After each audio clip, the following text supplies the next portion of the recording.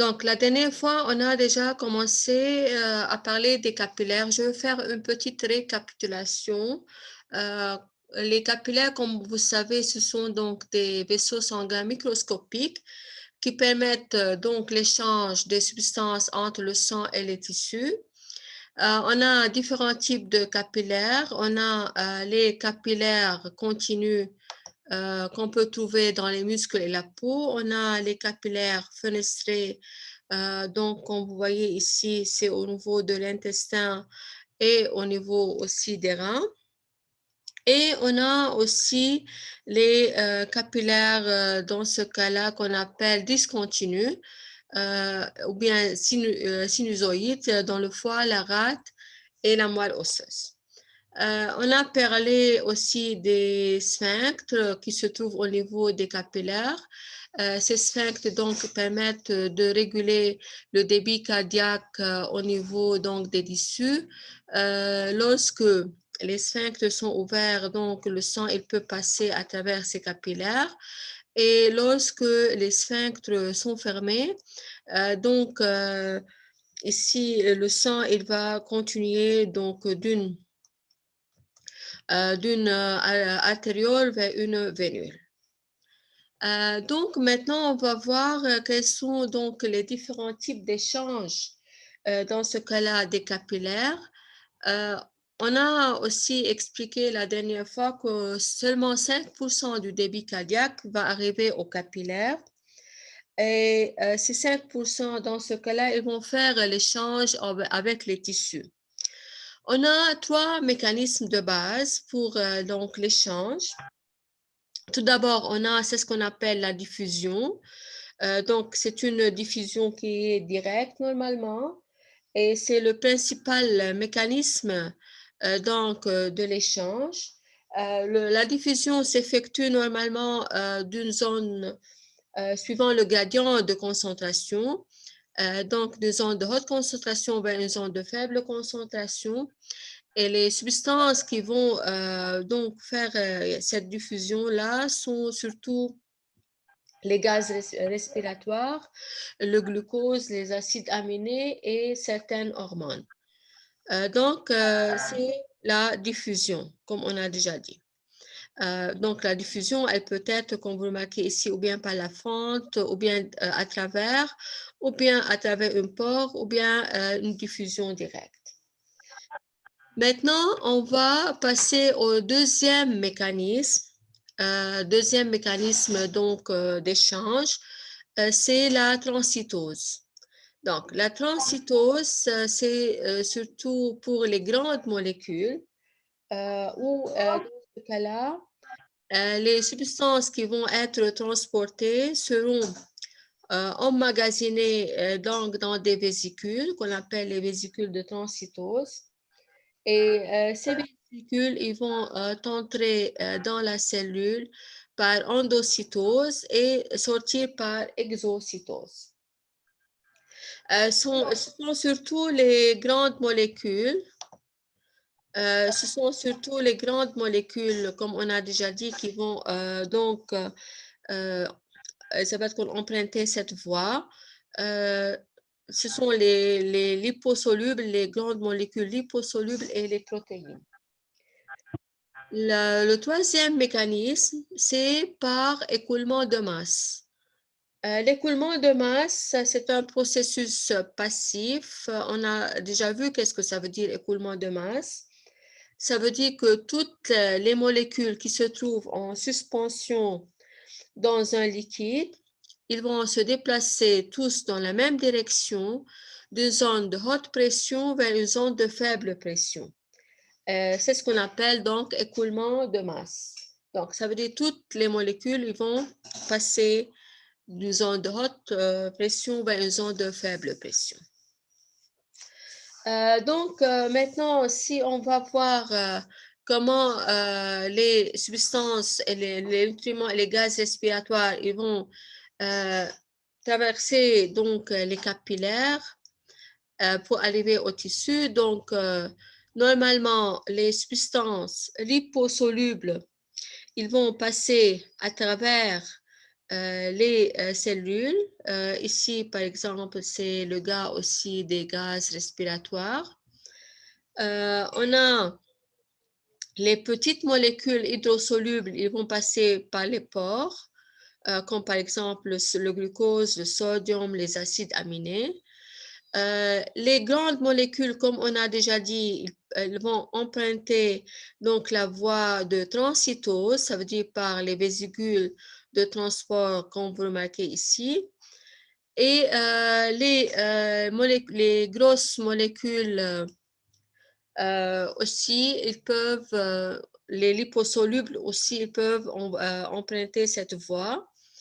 En général, les protéines plasmatiques, ils ne peuvent pas traverser à travers la paroi capillaire. Ça veut dire que les protéines plasmatiques, ils vont donc rester normalement dans le capillaire. Donc, c'est comme ça qu'il y aura échange des gaz respiratoires et des nutriments.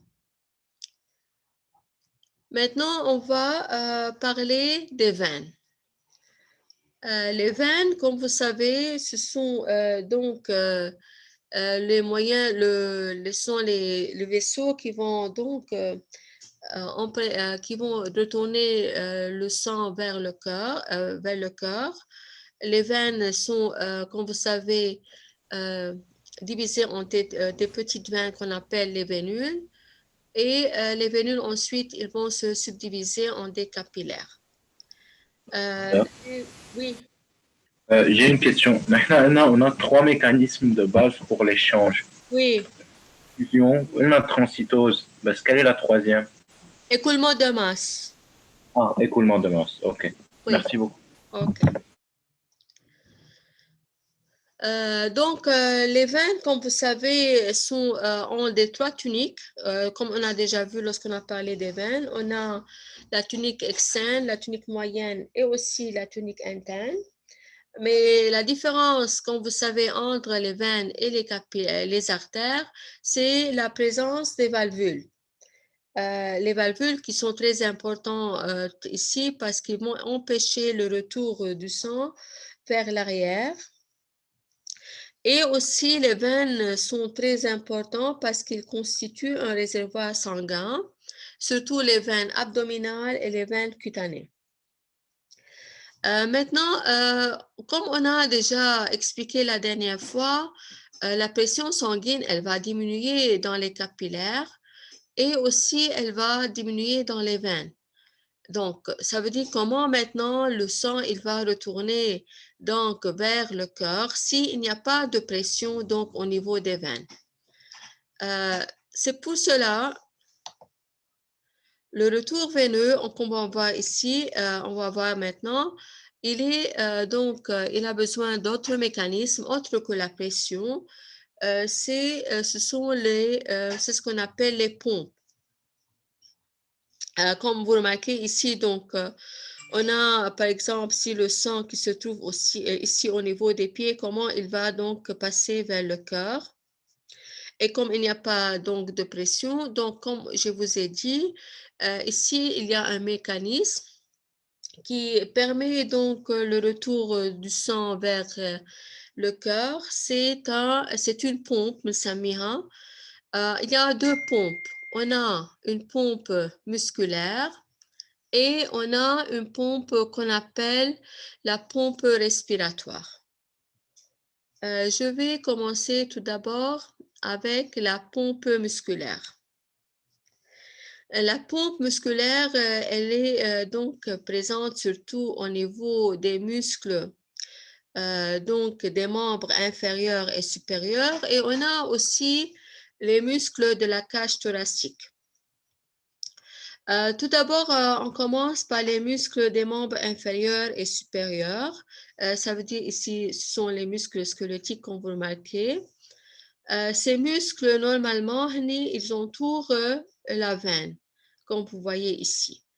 Alors, à chaque fois que les muscles ils se contractent, ils vont exercer une pression sur la veine. Alors, cette pression-là, elle va donc elle va pomper, dans ce cas-là, le sang vers le cœur, donc dans cette direction-là, vers le haut. Et comme il y a des valvules, alors ces valvules-là ils seront fermées, alors le sang il ne peut pas retourner vers l'arrière.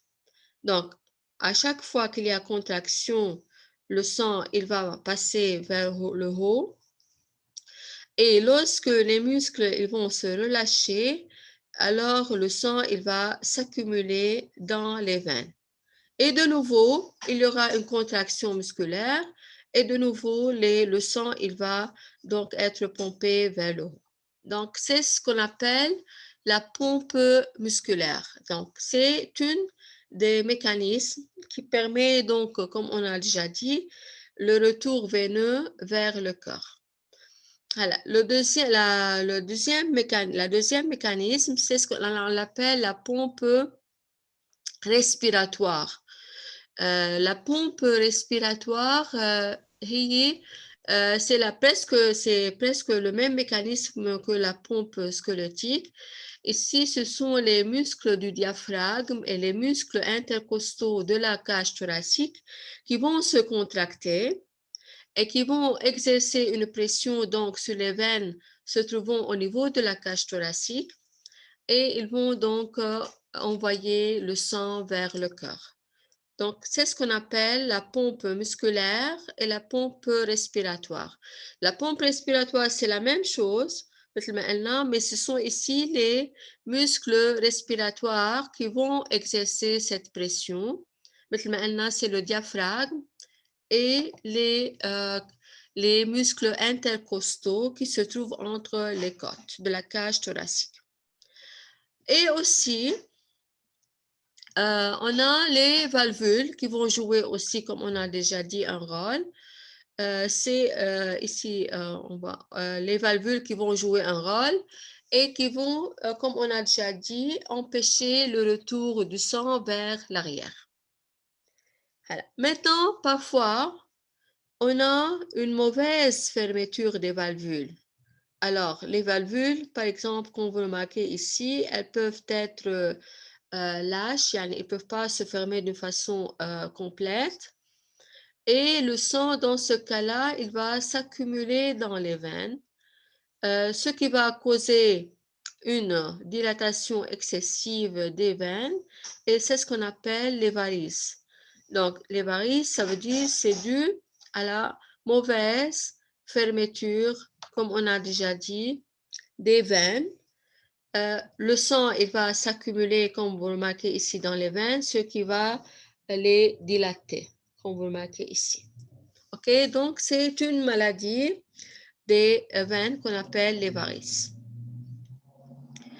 Bien sûr, parfois, les varices sont dues aussi à une pression élevée dans les veines, ce qui va affaiblir leurs parois et ce qui va, comme je vous ai dit avant, ce qui va les affaiblir et donc les valvules ne peuvent plus se fermer d'une façon correcte. OK, donc comme ça, on a terminé tout ce qui est en rapport avec les vaisseaux sanguins. Maintenant, je veux parler un peu des maladies cardiovasculaires avant de parler du système lymphatique. OK? Donc, on a plusieurs, bien sûr, maladies cardiovasculaires. Tout d'abord, je veux parler de l'infarctus de myocarde. Donc, l'infarctus de myocarde est dû normalement à lorsqu'il y a obstruction des vaisseaux coronaires du cœur. Comme vous remarquez ici, vous voyez, ce sont les coronaires du cœur. On a le coronaire gauche, on a le coronaire droit. Ces vaisseaux-là, ils vont, comme vous savez, amener les nutriments et l'oxygène vers le cœur. Si ces coronaires-là seront bouchés, pour plusieurs causes, on va voir ça plus tard. Donc, ça veut dire que le cœur ne sera pas suffisamment oxygéné et donc il y aura un infarctus de myocarde. OK, donc on a déjà un chouf, ce sont les coronaires droit, gauche et droit. Alors, maintenant, pourquoi on aura l'infarctus de myocarde? Le plus souvent, l'infarctus de myocarde est dû à une autre maladie qu'on appelle athérosclérose. Athérosclérose, ça veut dire c'est lorsqu'il y a formation des plaques d'athérome au niveau des vaisseaux coronaires, aussi d'autres vaisseaux. Alors, il faut faire attention de ne pas se confondre avec un autre nom qui est aussi une maladie des vaisseaux sanguins et qui s'appelle artériosclérose. Donc, donc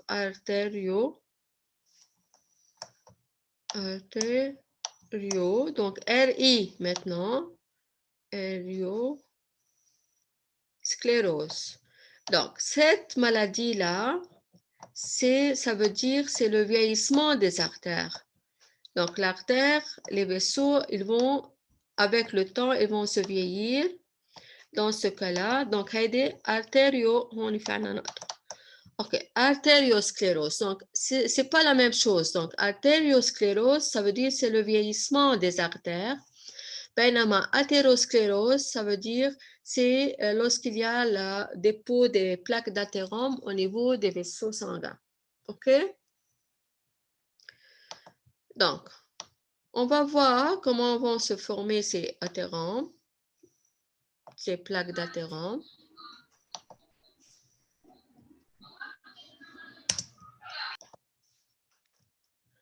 Alors, ici, vous voyez, c'est donc la lumière donc, de la Terre. Parfois, il y aura une petite lésion de l'endothélium. Alors, des plaquettes, ils vont venir pour fixer la zone endommagée. Il y aura donc accumulation des fibres de collagène. Il y aura prolifération des cellules et des dépôts de cholestérol.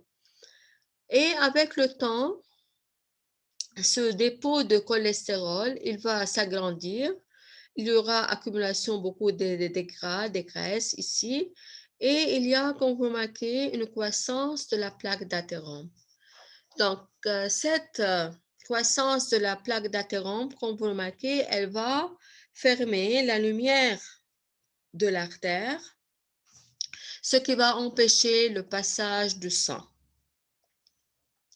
OK, donc ça veut dire dans le cas où il y a la formation des plaques d'athérome dans les coronaires, donc le sang ne peut pas passer à travers ces coronaires-là. Il y a un manque d'oxygène donc au niveau du cœur et il y aura, comme on a déjà dit, l'angine de poitrine ou bien c'est ce qu'on appelle مثل ما قلنا infarctus de myocarde. اوكي هون عم نشوف الارتériosclérose. De nouveau, l'artériosclérose, c'est le vieillissement des artères. Le vieillissement des artères, il va durcir les artères. Les artères ne sont plus, les artères, ils contiennent les fibres élastiques. Ils peuvent se dilater et se contracter. Lorsque on a une artériosclérose, les artères, ils vont se durcir. Et lorsqu'on a en même temps athérosclérose et artériosclérose, ça va, dans ce cas-là, aggraver la situation.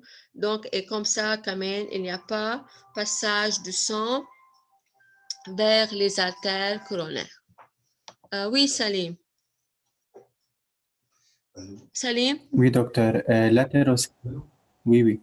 Oui, dis-moi. L'athérosclérose, on a dit l'effet, c'est le manque d'oxygène dans le cœur. Là, l'athérosclérose, c'est lorsqu'il y a la formation des plaques d'athérome. Les plaques d'athérome, comme on a déjà dit, ce sont les formations, il y a une accumulation de graisse dans les artères, ce qui va boucher les artères. OK? Et lorsque ces artères-là seront bouchées, surtout les artères coronaires, il n'y a plus passage du sang vers les coronaires. Et donc, il y a manque d'oxygène au niveau du cœur. Il y a un manque d'oxygène et des nutriments au niveau du cœur. C'est pour cela que c'est l'infarctus de myocarde. C'est une cause, c'est une des causes pour qu'il y aura l'infarctus de myocarde. Oui, compris. OK? دكتور Oui.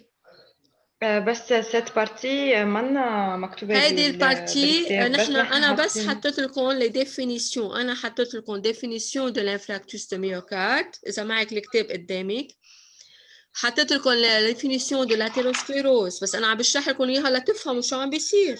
أوكي؟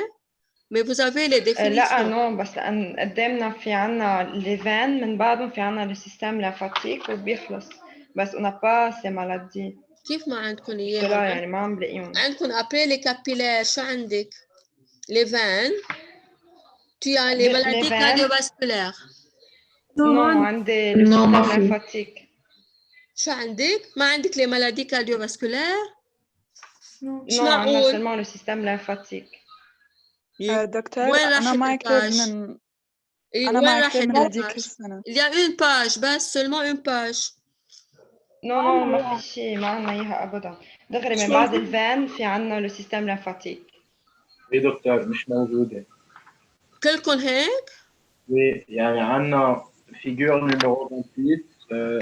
في عندكم لا figure 31 آخر وحدة. ما عندنا إياها، نحن figure 28 آخر وحدة. Figure 28 يعني عندكم deux pages qui manquent. pompe musculaire بيجي عندنا système lymphatique سمعت أقول لك. وي الفان عندكم إياها. الفان وي عندنا إياها. عندكم الفيجور 30 عندنا ان باراجراف بالفان. ما فيجور 30 هي لوديم ليمفاتيك عندنا بالكتاب. فإذا في شيء غلط. طيب رح ارجع ابعث لكم اياه بي دي اف. اوكي؟ وي سيل فو بلاي.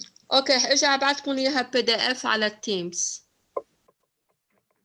اوكي لانه في عندكم فيجور 30 هي la présence des valvules dans les veines. في عندكم figure 31 c'est la pompe musculaire اللي شفناها قبل.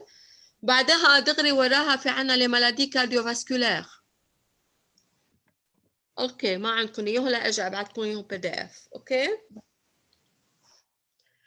دونك فاذا رح كفي. فاذا حكينا عن l'athérosclérose اللي هي مثل ما قلنا elle va donc c'est une des causes pour qu'il y aura l'infarctus de myocarde. Maintenant, parce que même c'est pas écrit dans votre polycope, parce que même pour l'information générale, on a donc c'est ici il y a dans ce cas-là un thrombus, ça cale complètement le vaisseau. Donc مثل ما قلنا بيصير في عنا un manque d'oxygène et la mort des cellules cardiaques. Dans ce cas-là, et c'est ce qui va entraîner l'infarctus de myocarde. Bien sûr, les facteurs de risque, أنا مش حاطط لكم إياهم لأنه ما بدنا نفوت كتير dans les détails. Donc, dans l'infarctus de myocarde, بس في عنا كتير beaucoup donc des facteurs de risque مثل ما قلنا le taux de cholestérol élevé لأنه هو اللي va former les plaques d'athérome. Parfois c'est héréditaire. On a parfois l'hypertension حكينا عنها. l'obésité, le tabagisme, sédentarité. فإذا كلهم ce sont des facteurs de risque d'avoir un infarctus de myocarde. les solutions possibles إنه مش موجودين عندكم بالبوليكوب بس أنا حبيت هيك أشرح لكم إياها. C'est de faire une angioplastie coronarienne. Qu'est-ce que ça veut dire angioplastie coronarienne? Ça veut dire c'est de mettre dans l'artère coronaire là où il y a donc la formation d'un plaque d'athérome, c'est d'introduire un cathéter بنسميه. هيدا هون عم نشوفه c'est le cathéter. Où à l'extrémité de ce cathéter, il y a un ballon qui est dégonflé. Donc, lorsque on arrive à la plaque d'athérome,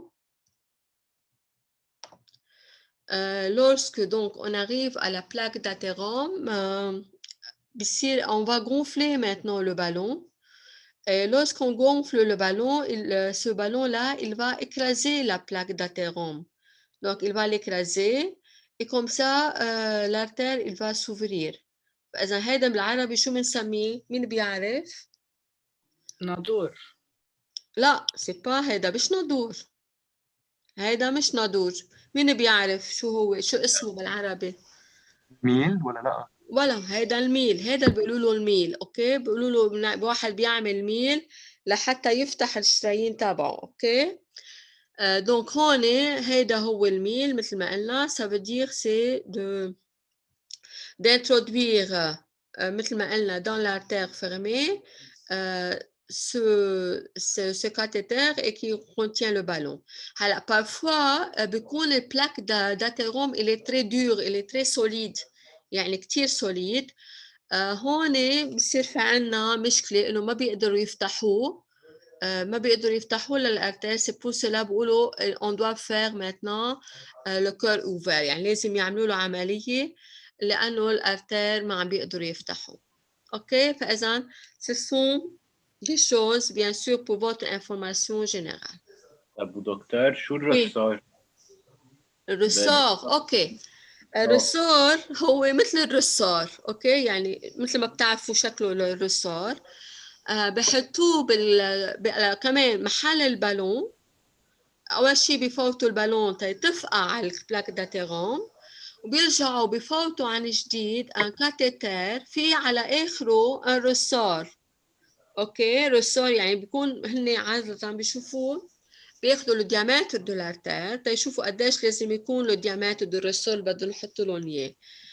دونك بحطوا على الاكستريميتي دو كاتيتر هالرصار وهالرصار بيخلوا لهم اياه سوري يعني بيكون موجود مثلا هون بيكون بهالشكل. بتعرف انت كيف شكله للرصار ما هيك؟ هالرصار دونك بحطوه حتى يخلي الارتير مفتوح حتى ما يرجع يطبق الارتير. اوكي؟ يعني الرصار وي دونك الرصار بحطوه ليفتح الارتير وما يقعد يسكر. اوكي؟ هذا هو الرصار. هلا مع الوقت كمان واحد إذا بعده ما عمل رجيم أليمونتير بتعرفوا إذا بضل عم بياكل جراس والكوليسترول عالي وأوباز وما عم بيعمل سبور وما بعرف شو كمان أوقات كتير هالرصار بيرجع كمان بيسكر يعني بيرجع بيتعبى إذا بدكم دي بلاك داتيروم يعني بصير في عندهم جراس توتور كمان بيرجع بيسكر يمكن بغير محل بس إنه كمان. اوكي في اوقات مثل ما بتعرفوا بحطوا لهم رسورين او 3 ما هيك بتسمعوا حطوا له رسورين حطوا له 3 رسورات. دونك حسب وين الارتير مسكر ويمكن يعوز 2 ورا بعضهم يعني بحطوا له 2 رسور ورا بعضهم. اوكي لانه حسب قديش الزون اللي هي اللي دونك ابيمي. وي اوكي ميرسي. اوكي d'autres questions? بعد عنا شي des questions. Donc هيك بكون خلصنا tout ce qui est en rapport avec le système cardiovasculaire. OK? هلا je vais commencer avec le système lymphatique.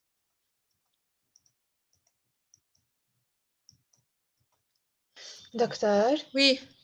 بس قبل ما نروح على الليمفاتيك أنا بس خبرية هيدا مطرح هون على السان كي فا ريمونتي.